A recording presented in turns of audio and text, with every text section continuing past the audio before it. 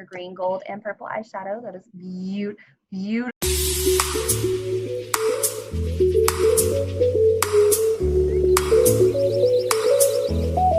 Right. And hey. Hello, welcome to Pressed and Pressing. I am your host, Miss Cypress, and today we have the eternal mother of the most elegant house of dream, Miss Olivia. Miss Olivia, welcome. Oh, thank you for having me, darling.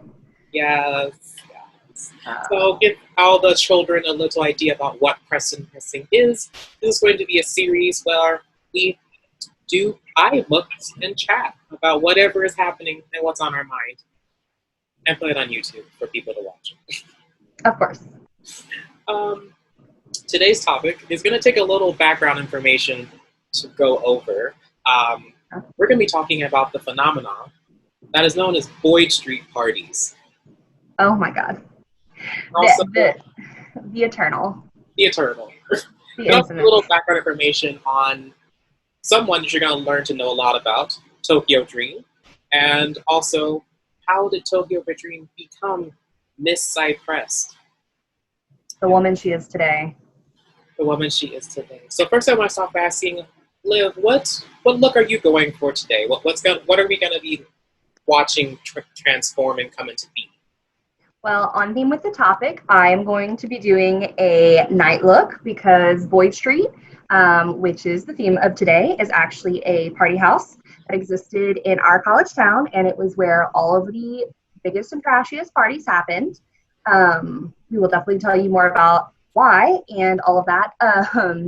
But, it was literally the stop everything you're doing, throw on a cute outfit, put on a hot night look, go get drunk. And that's what I'm going for today is hot night look, but like elevated because I'm grown and classy now.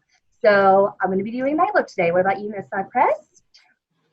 Yeah, I agree. I think I want to go for a night look inspired by Louisiana, but also inspired by I'm going to be trashy drunk when I leave this party. Yes. And I need people to remember what I looked like while I was at the party, Like I want to look fabulous while I'm being carried away, shit-faced drunk. Yes, because I drank an entire cooler of Everclear with no chaser. Or mix literally every alcohol in the book. But who does that?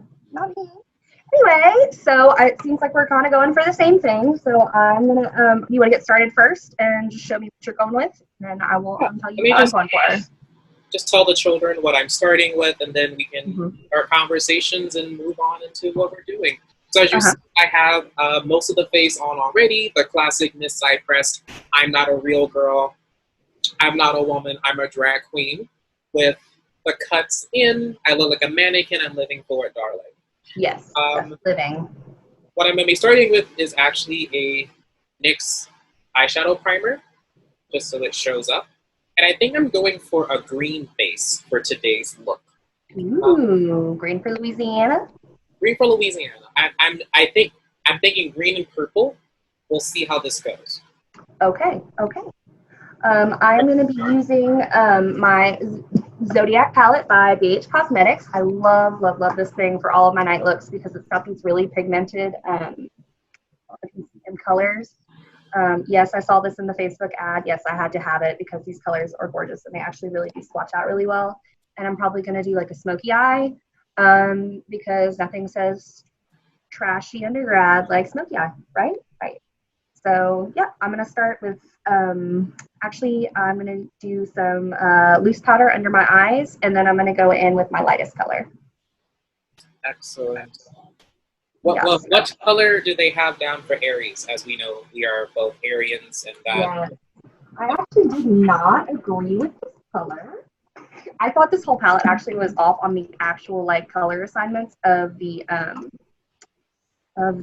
signs because we actually got this blue teal color right here, and as a fire sign, like an ocean color just doesn't seem right. My opinion. We are both Aries. That is such a fun fact about us because I think that has a lot to do with how well we get along. We are both Aries, and actually, Miss Cypress is also an Aries because she was revitalized in the beginning of April. Mm-hmm. It's the beginning of the zodiac calendar, so I feel like that's really appropriate, honestly. New life, new beginnings, all that fun stuff. Mm-hmm. So I thought to start our conversation today, maybe let's give the children a lesson on let's really break down what was Boyd Street and what was it to where we went to undergrad and why is it a legend to the day. Oh, yeah, that's definitely the place to start because who the fuck, like, what the fuck is Boyd Street? That is, am I supposed to say that? I said it again. What is Boyd Street? This is like a college presentation about to happen for you right now. So we went to school in a very, very, very small town. Like our college campus was literally its own little postage stamp with its own area code. We had nothing there also. Middle of nowhere, no cell phone tower coverage, that sort of thing. So we basically had to entertain ourselves. We had one nightclub and a couple of bars, and so we did a lot of house parties. And one of the, not the only one, because we had several infamous locations in town, but one of the most infamous, the most insane, the craziest, the cops always showed up at party house was this house on a street called Boyd Street in town. So I guess you can kind of like take it from there, Miss Cypress, on how like that kind of played into our college. Yeah, and Boyd Street was a place where there was never an invitation to Boyd Street. You just knew something was happening at Boyd Street and you would go. Yeah, definitely. You would see half the university there. Everyone generally was under the age of, under the legal drinking age in Louisiana. For sure. A fun fact about the Boyd Street house was it was directly across the street from a Natchitoches Parish Sheriff's Office. Yes, it was. And there was like all the, it was the armory as well. So all of the vehicles for the parish were stored there, all of the equipment and gear. So it was always pretty interesting. Usually the cops would just stand across the street and stare us down from their actual property line. Yeah. Just because they knew we were there. But Boyd Street itself was actually just a rented out house. The Boyd Street house, I think it wasn't the only one on the block, but it was it wasn't the only one on the street either. There was only two houses though, and it had a pretty, a parking lot in front of it. So there was always plenty of places to park, but it was also across the street from campus. So which we walked everywhere. Everywhere. Only place we didn't walk was to Taco Bell, but that was across the river. Okay, yeah, if it was across the river, we didn't walk there. So Taco Bell, Walmart, you had to hitch a ride. But Boyd Street was across the street. So even as a freshman, you were forced to live on campus, you could get to Boyd Street. Boyd Street was hot. And we went to a honors college at the school. And so a bunch of the boys from the honors college who were pretty prestigious in the school, I would say, Chris, would you say that they were prestigious figures at the beginning, of course, not the ones we grew to know and love so much as the ones from our freshman year that kind of owned the house at the time? Oh, yes. So when we first got there, there was a president of a fraternity, a very popular jock, yes, football player, football star, and a GA for the honors college all lived there. Yes. So this house was only 2 bedrooms it was 2.5, I would say. This one was more of like an office situation. And then it had a large living room and a large den, and I guess also a large dining room. So they converted one of the living rooms into a bedroom and turned one of the... Was there only 2 bedrooms or was there 3? There were 2 bedrooms. Mm-hmm. And they turned one of the offices into a bedroom, and then the dining room turned into a bedroom. That's exactly what happened. There okay, were 4 people, and then they had that the carport, which was a large part of Boyd Street. Yeah, well, that's where the beer pong table was always set up. There was a large carport, well lit, and it was kind of like away from the street. because most of the street view was the driveway. But yeah, so you really didn't need to have an invitation to go to Boyd Street. It was just if there was a party going on and you were a freshman, you knew where to roll up because that was the only place you could get to. Convenient, easily anyway. If you were dedicated, you could find the other parties. If you wanted to walk a little further, it's really not that hard to get in here. Like I said, very tiny town. So our freshman year, these boys all lived there, and they were very prestigious around the university. And they were all from the honors college. They had really spread their wings, and a lot of people. And so I want to say was this our first time going to Boyd Street? It was not freshman corruption, which is another story. But it was a freshman party. It was. Mm-hmm. And that is when I would not say your first foray necessarily, but your true exploration into the person formerly known as Tokyo Dream began, correct? Yes, I think you're right, because that was the night of the infamous Red and Black. The look. Before we dive into that, I feel like we also owe the children an explanation of what was the vibe of a Boyd Street party, right? Okay. Boyd Street had a very specific vibe that I don't know about you, Liv, but I have yet to find a place to replicate the vibe of Boyd Street. Yeah, it really is its own situation because it was even worse than it had definitely surpassed frat parties for sure. Just because they were so out of control. Basically anybody could roll up on these parties, no matter if you were in the honors college or not. People just started showing up. You never knew who was there. We would have random townies show up to these parties, football players, fraternity people. The theater kids would roll through, the musicians, everybody came to Boyd Street. It was like literally until the formation of the guys in Paul's house. Theater drama aside, it was almost like the epicenter of partying life on campus if you were going to do a house party. If that makes sense. It set the standard. Actually, what it reminds me of is those really stereotypical college house parties that you see on TV. Literally, that's what was going on. People were trashing the bathroom. They were having sex in people's bedrooms because one of the bedrooms was a living room. There was thievery. There was drama. There was throwing up and rolling, passing on. There was carried over fraternity drama that would pop in and just take over the situation and then roll back out. It was a lot. A lot was going on all the time, constantly, and the people who lived there had literally no control over the situation ever. Although there was always this weird understood sense of once the residents of Boyd Street decided that the Boyd Street party was done, the Boyd Street party was done. And you went home. Yeah. So walking into my first Boyd Street party, you always walked in through the kitchen door. So you walked straight into this packed crowd of people, all hovered around the kitchen island. And usually there was some sort of drinking game going on right there. Flip cup usually, or shots. I once walked in and somebody was just walking around with a syringe of Jell-O shots, just popping into people's mouths as soon as you walked in. And that's usually where a lot of the freshmen congregated, was right as you walked in, because there was the first living room right to your right. And so we all just kind of got nervous at the crowd and hovered in that area because it was close to the door and I guess we could see easily. I don't know. But it was always music banging super loud.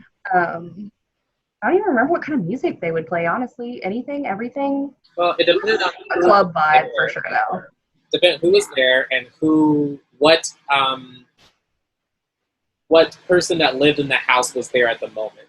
So when we first started, it was almost exclusively weird rap music and weird older type music, and by older I mean late 90s type of music. And then as the people rotated through, it turned into more like group dances and line dances. And don't forget, this is in Louisiana, y'all. So we are kings and queens of the line dance. We got everything. We doing the bunny hop, the electric slide, and all of it. So, yeah, I mean, at freshman year, it definitely was more the, like you said, the old 90s stuff, which was fun, though, because, you know, we all knew the music. It was what we were all in middle school bopping to. So, you know, it wasn't a bad vibe necessarily. It was also kind of weird for the people who lived there, especially, I want to say the GA was the one that was always in charge of the music the first year. So the music was very out of character. There's also an interesting understood code at Boyd Street parties of what happens at Boyd Street party is not talked about the next day in class. That's some bullshit right there, and you know it. But you know we never talked about the GA of being at the Boyd Street party while we were in the building. That's true. Okay, so there were certain rules that we did not, okay, here, that was what that's the rule. You never talk shit on the Boyd Street Boys. And that they literally were called that, Boyd Street Boys. I don't think a girl ever really lived officially in the house, except for when, like, one instance where a girlfriend was crashing with her boy. It was always boys in this house. Usually affiliated in some way, shape, or form with the Honors College, but not always. Mm-hmm. But either they were in it, had dropped out, or were always with the Scholars people. So it wasn't necessarily the Scholars party house because literally everyone on campus showed up, but in Natchitoches. But that definitely had an effect on things. Like, we never ratted out our GA or anything like that. So for sure, I will say that a code of some sort exists. I think that was always the unique part about Boyd Street is you could always count on something interesting happening at Boyd Street, which I think made it not only a party spot, but also I have to go and see what's going to happen spot. Yeah, I think that kind of sums up, I mean, that's a really good summation, I would say, of Boyd Street. So I do not remember why we were even there, but I do remember the red and black look. It was the first look. Where did your wig come from at the time? Actually, I don't know this information. This is new for me as well. That wig came from Amazon. Really? Okay. So I don't remember planning for you to go to Boyd and drag the first time. It was something you had kind of devised without me. Not that I wasn't on board, and, you know, I knew that you were going in drag. I just hadn't really, I wasn't as, central in your planning of that outfit, I suppose. You kind of had everything laid out by the time I saw what was gonna, what you were gonna wear. But probably my favorite memory of all time happened, well, one of my favorite memories of all time from a Boyd Street party happened at that Boyd Street party. The first time. Mm-hmm. Do you want the honors, Liv? No, this is your, coming of age story. You have to tell it. So we had a classmate at that time before he left and went to a different school. Just these two stories are not related to that actually happening. No, this is not the reason he left. But he was a dear, sweet child. And baby Crest, who was not named Miss Cypress at that time, was not named anything actually at that time. Nope. Went in, and the outfit was basically, if I remember correctly, and correct me if I'm misremembering parts of it, was a red and black wig that came approximately about this far down. Nope, it was brown with bangs. Your red and black one we went shopping for and bought in Natchitoches. That was the second time, wasn't it? Mm-hmm. Yeah, that one was a competition look. But the top was the red and black bustier. Yes, it was the red with the lace on the top, and then you had the black pencil, tight pencil skirt. And then the red and black cheetah heels. Yes, the red and black cheetah heels. Yes. Yes. which still exist. I think someone has them still, actually. So they I live think on to so tell the too. tale. I think those were given to someone before I left Natchitoches. Yeah, I think so. I think, but I mean, you gave up a lot of your shoes. I still have. Actually, I may still have the red top and the skirt. The skirt doesn't fit anymore. My business would be out if I tried to put it on. But I still own most of them. So Baby Prest goes into this party dressed as aforementioned, and immediately runs into our poor classmate. Um, runs into Baby Prest, and I think we end up spending most of the evening talking to each other, even though at the time, I think I walked in and immediately had 4 things of Everclear. Yeah, they were.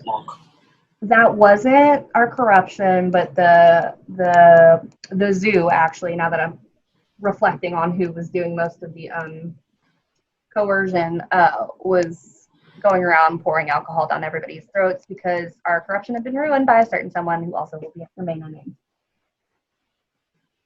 Because of all the alcohol. So they were trying to make up for that incident by making this party a little bit better. Mm-hmm. So alcohol was flowing freely. So Brent walks up to one of our friends. Who was it? Who did Brent walk up to? I think it was D. Okay, yes. Okay, that's exactly who it was. I was not here for this part of the thing because I had a lot of other shit going on. Anyway, but Brent walks up to our friend D and says to her that he has been talking to a beautiful dark woman all night, and he is just like he thinks they're really hitting it off, and can't catch her. He hasn't caught her name yet, but he's really excited, and he tells the mama of everyone at the time, and Mama D can't keep her mouth shut. And so therefore took great delight and pleasure in revealing the true name of the mysterious woman in red and black. I guess it's important to let the children know at this point that Brent was very straight. Yeah, and also one of the ones, I want to say, that came in hard and strong religious. Was Brent one of the ones? Yes. We had a lot of different personality types that came in. We would have a lot of the, it was basically the hardcore atheists, the philosophy snobs. We had the, I worked really hard to get my ass here, so you're going to respect me, people. And those of us who all just wanted everybody to get along. And we were like, I came to college to have fun. So y'all need to calm the fuck down. That was not one of those people. I was never calm. I enjoy drama too much. But yeah, so he was one of those people who's very religious. So, and honestly, props to him. His reaction was really not negative per se. Honestly, he was like really impressed. You didn't even have makeup on, I don't think. Did you? Did you have eyeliner on maybe? No, there was nothing. So, clean face, bare face. The face of Miss Prest is beautiful. Hands down. But, like you said, not trying to be a woman, trying to be a queen. So, honestly, his reaction really wasn't that bad, so props to Brent. But that was just like in my mind, the sign, I guess, that like this is something that you have to keep doing. You're just made for it. It's natural talent. Obviously, you have to keep it rolling. Yeah, that was my favorite Boyd Street story, I think. It was a typical Boyd Street party. There was always something we were freaking out about. It was kind of dark in the living room that you were in, so Brent really couldn't see you, but you have a natural talent about you. So he really had no idea. And so that's kind of a big reach, but I think it's part of his like his journey into becoming a more open-minded person. I would like to think so. That seems like a fair assessment. Yeah, I think Boyd Street did a lot of good for a lot of people because it was just a place to experiment, try out things, and you wouldn't remember the next day. Yeah, never would. I always remember the weirdest things from Boyd Street. But yeah, so that was Boyd Street, and that was the first appearance or the first true exploration into the wide and wonderful, beautiful world of drag. And it was literally just some clothes and had some pretty amusing results, I would say. So many other things happened at Boyd Street. We could go on, honestly, forever. We could. We have some other specific episodes that are going to be based around some other specific things that happened at Yeah, Boyd. for sure. Boyd Street will definitely be is gonna come up constantly. It's just gonna happen. That's just the kind of place it was. It was notorious, and you just can't help but talk about it. If you went to school at Natchitoches at that particular time, I will say at the time, you were one of the first people I had ever seen in drag, ever. Like outside of a theater setting, if that makes sense. So actually, like that was a really big step for me as well. So I mean, congratulations, you were my first drag queen. I know, special moments for both of us. Also has to be noted that this was before Drag Race was a phenomenon. It was before the first season of Drag Race. The drag was not wasn't the cultural phenomenon today for sure. I would definitely say that Drag Race did play a big part in our cultivation of the fine art for sure. But okay, so here, this is relevant. Where did you get the idea? Dressing drag. Idea. The inspiration to go to be and drag that come from? Because it obviously was not. This is pre-existing drag race being a popular phenomenon in such a way that people understood what it was, and it wasn't just cross-dressing, and transsexuality wasn't really like a very discussed topic in our society. So everything all just kind of blended together in the same category. So drag wasn't really like an art form back then. So where did you get the inspiration to dress in drag? That's an excellent question.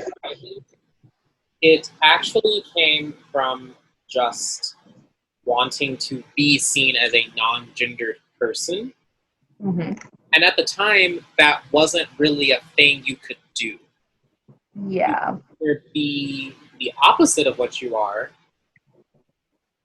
or you could be more of what you are. But being in the middle wasn't really an option, which is why, as we noted, the first Boyd Street party, there was no makeup. It was just a wig and an outfit. It was definitely an explorative time for you, for sure. I think for all of us, honestly, the entering into college, like the concept of alternate sexualities without concern for gender was even just like a huge topic that we were all kind of starting to be introduced to, because obviously we'd all heard gay people from Louisiana. If they don't preach about gay people on a daily basis, will burst into flames as well. Who knows? So we had obviously had the concept of homosexuality introduced to us, but we had classmates who were introducing themselves as pansexual. Several people deciding that they were bisexual at the time. Some of whom just were gay, honestly. But that was scary to be gay. So I really, looking back on how far we've come as a society from when we were freshmen in college, we really came through, and this is the millennial in me talking, we've really come through some seriously fast changes in society. But I do think it's interesting that that you can make the correlation between the fact that you were exploring your identity and the fact that you decided to dress up. And so I think that's I'm glad you said that, because I feel like that's part of a lot of what we're going to go over and discussing your metamorphosis into Miss Cypress, the woman you are today, the queen you are today. I apologize. And yeah, I'm glad we had this talk, because honestly, that's some information I didn't know. So that's really interesting to me. Yes, I think it's not something I think I consciously knew of at the time. I think that now with perspective and time and like taking a break from drag and then going back into drag, I've realized, oh, that was just a way to try to kind of experiment about what was possible and how people receive it. And I think even not knowing what Brent had done, I didn't learn about that until later. So I think it was useful to like have that place to kind of explore that, and I think it's also extra, important because it was in the middle of Louisiana and like North Louisiana at that time. That we had one gay bar, Ron's Lounge, that wasn't really a gay bar. It was only a gay bar after hours. Yeah, for sure. I actually North Louisiana was an experience for me because Southwest Louisiana, where I was from originally, is very heavily Catholic, and so North Louisiana is a lot more and I did not know the extent of which like the severity of that at the time. And honestly, after I didn't really know until after getting to know one of my former bosses who grew up in that area as well, and she really told me like the depth of like severity that practice there were. Like no dancing, no drinking, which is not something as Catholic we experience. Is we drink heavily, so dance like them. So it was an experience to go into a culture like that for me, and I was raised in a pretty conservative culture. And then for you have been able to be brave enough to like actually go out and explore your identity at that time is like, it's really hard to explain now because it just seems so natural now, and that's crazy how far we've come. But it was just so hard that like it was such a foreign concept then it didn't even exist. It was almost like you were writing a playbook for yourself. And a question: do you think that drag is becoming more mainstream or just more popular?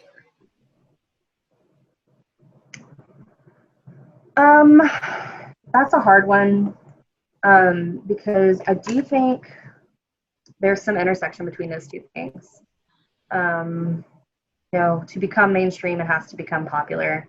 If it's not interesting or entertaining, it doesn't usually enter into our field of vision. I will say that more people off the side of the street know what that is than they don't. I won't claim that a bunch of like random churchgoers will be like, yeah, I've seen episodes of RuPaul's Drag Race, but they know what drag queens are. They know what they kind of have an idea of what they do. It's not as weird, like the concept of dressing as a woman and putting on a show is not as foreign as some of the other concepts that we've started to kind of introduce and normalize in our society, I would say, which we need to continue pushing for normalizing these things. So, I'm excited about the progress that we're making. I wouldn't say though, would you say mainstream necessarily? But I would say definitely for sure more like present, more like there is an actual presence of drag queens being here, being entertainers, being activists, and being like influencers now than there was ever when we were that age, for sure. No, I think I agree. I don't know if drag has become mainstream yet, but I think with just the extreme increase in popularity and like people supporting the art and recognizing it as an art. I think we're quickly approaching that place where it might be mainstream one day. However, I'm not sure, and I might get dragged from this in the comments because, of course, people are going to watch this, LOL. LOL. I don't know if I want to be mainstream. Well, and that is a whole separate video, but, you know, I don't think of the culture necessarily, but I have noticed, and this is why I'm kind of like, I do think it's a lot more popular than it was, is a lot of drag slang, makeup, style, attire has kind of worked its way into our media and our friends. So I guess I need to just like make a firm decision and say that yes, it is definitely more mainstream than it used to be. That's my final answer, I swear. I agree. I think it definitely is. And I know big props to RuPaul and Lady Bunny and all of the winners of RuPaul's Drag Race that have then gone out and brought drag to places that drag probably never would have made it before. Like I know you were telling me about the new HBO show, We Are Here, Mm-hmm. with Bob the Drag Queen, Shangela, and Eureka O'Hara. And I think that's just amazing that they're going out and bringing drag to these places where they don't have access to it, and they might have a misinterpretation that it's a bad thing. Yeah, for various reasons. You know, different areas have different understandings of something. And I think as a culture, they're kind of moving, which as a culture, you're always evolving away from certain old ideologies or old intentions and moving on into progression and everything. So I don't say this in like a negative way necessarily, but you know, so I think drag as an art form is kind of moving away from what it was originally intended for, and is kind of making its way towards this new, you know, this new era. It is, I think, is awesome because it really gives people like you who don't really have, aren't really sure of who they are as people, a way to understand that that's okay because who you are as a person can still be reflected on the outside, even though you don't feel like it is when you look in the mirror. Does that make sense? And you know, it doesn't always have to be a drag queen. It can be, you know, just the way whether you look too masculine, too feminine, and you see these queens, these you know, sometimes catty, sometimes really sweet, sometimes really sassy people who have brought out in themselves enough courage to explore who they are and present it to the world and tell people that are very confused about themselves that it's okay to be confused about yourself and it's okay to try and be something different. And I think a lot of people have like really found out who they are because they have the courage to explore because they've seen queens doing it as well. I agree. I think it's a role model that a lot of people didn't think they needed, but then when they see what drag is and a freeing ability to just decide, my name is Miss Cypress and I look like a mannequin, and that's okay, and you can be that person. I don't think it's just for queer people either. I think that drag queens have a message for anyone. Just be the person that you are, and the people that like it will find you. Yeah, that's a really good message. You know what? I think it really ties back into everything else that we went through a lot of those explorations ourselves at Boyd Street. So that's why we felt that today would be a good origin point for you know, our discussions about press and pressing matters would be about Boyd Street and the beginnings of your exploration into who you are and who you're presenting to be, and how it all went down. When you first met pre-Tokyo Dream, what were your thoughts?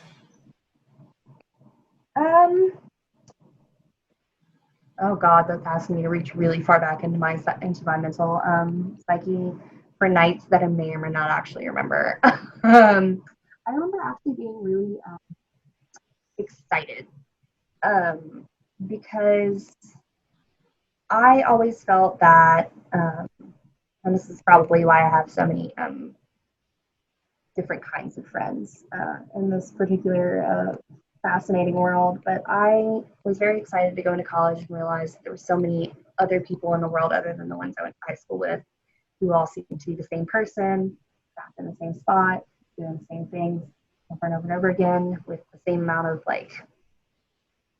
honestly vitriol for difference for things that were different. And it always felt wrong that they were so negative about just alternative lifestyles and presentation. And maybe it's because I was raised by a dancer and a theater lover that it just didn't seem abnormal to me, if that makes sense. Because that's what you wanted to do, and I don't know. I've always been weird like that, though. Like, if that's how you wanted to go dressed to a party, then awesome. I thought that was amazing. Your outfit was awesome. Your shoes were fucking bad. They're the most fabulous shoes I'd ever seen in my life, honestly. I would never be brave. At the time, I would never have been brave enough to wear anything like that, ever. I don't even remember what I wore to that party, but it definitely was not as bold or daring or cute. I really hadn't developed a fashion identity yet. So for you to just roll up and be like, this is my outfit, this is my wig, this is my top, this is my skirt, these are my shoes, do you love them? And I was like, fuck yeah, I sure do. Teach me how to dress. So I don't know. I'm probably do it. Just be yourself all the time, constantly. It's the best way to do things, honestly. Be the person you are, be the person that you feel like being in that moment, because that person. Be the person you think you are. And if it doesn't work out, you'll have this grand realization, and it's gonna just wash over you. That's not who I am. I'm glad I tried it. I won't regret having been that person, because now I know the person I actually am. I think it's a very vague way to put it, but I think it's very true. So let me just spritz,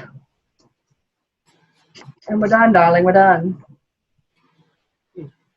All right, folks. So we're gonna let our makeup dry for a second. I'm gonna go pop on something on my head, and I'll be right back to wrap up. All right, everyone, and we're back. We're back. Complete.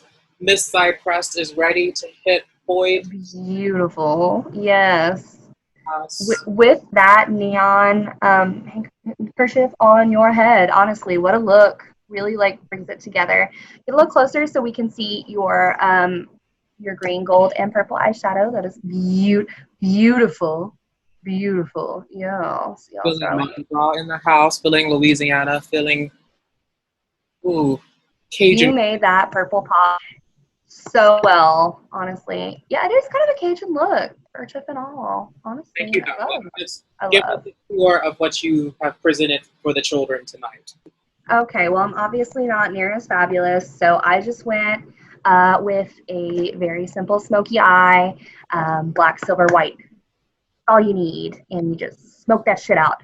I always have done a really hard line on the edges of my eye, just because I think it emphasizes my wingtip a little bit more, and also will hide if I did not get my wings right.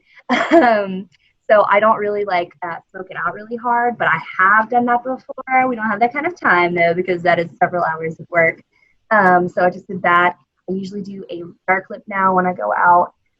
So I use this Hard Candy Whatever lip gloss. It's supposed to be long lasting. It kind of cakes up a little bit sometimes if my lips are dry, but for the most part, it is awesome. And this color is called Famous. And I was I would never have worn this freshman year. I'm just going to throw that out there. I would have worn something pink, simple.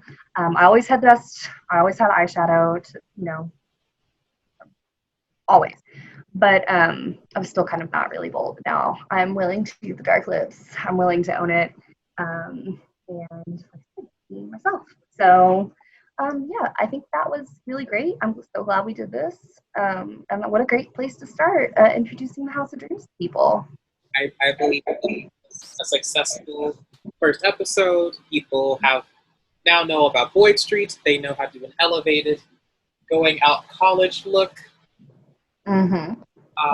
Next time, we will dive into the beginnings of the legendary House of Dream. Introduce you to Miss Tokyo Dream. Miss Tokyo, yes. And the choreography that did not end up being seen. Oh, God. What a story. What a tale. I think, I think that's going to be a fun story. So why don't you take us out, and we will do this all again next time. Yes, thank you so much for joining us today, Liv, on Pressed and Pressing. Having me. We hope to see you all next time. Go out, be the person that you are, and be the person that you're going to be. Follow me on my social media at Miss Cypressed. And we will see you next time. Thanks. Bye.